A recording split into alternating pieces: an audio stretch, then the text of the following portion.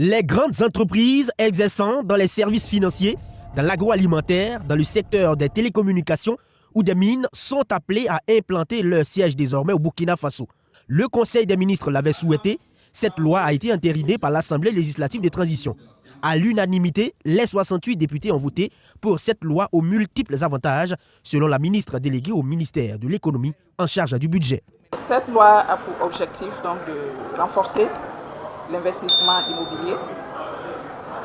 Elle a également comme objectif donc la création d'emplois et également un objectif pas de moindre sera donc le renforcement de la mobilisation des ressources fiscales au niveau interne. Stimuler l'économie locale ou générer des recettes fiscales, c'est cette motivation qui a guidé aussi plusieurs pays à voter pour cette loi. Le Burkina Faso suit ainsi les traces du Nigeria, de l'Indonésie, de l'Angola, de la Malaisie ou du Ghana qui a d'ailleurs attiré 25 sièges régionaux sur son territoire.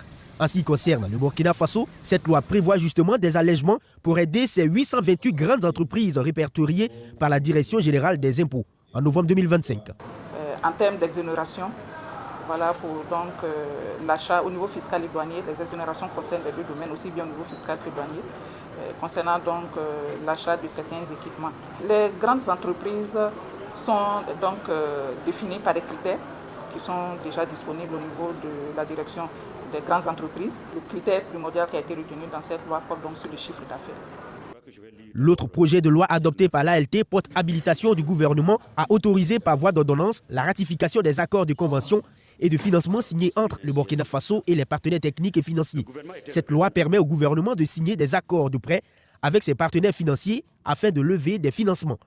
Des financements qui pourront aider le pays à faire face à ses déficits budgétaires sans un long processus comme le fait de faire passer les demandes devant l'Assemblée législative de transition qui prendra des mois avant validation.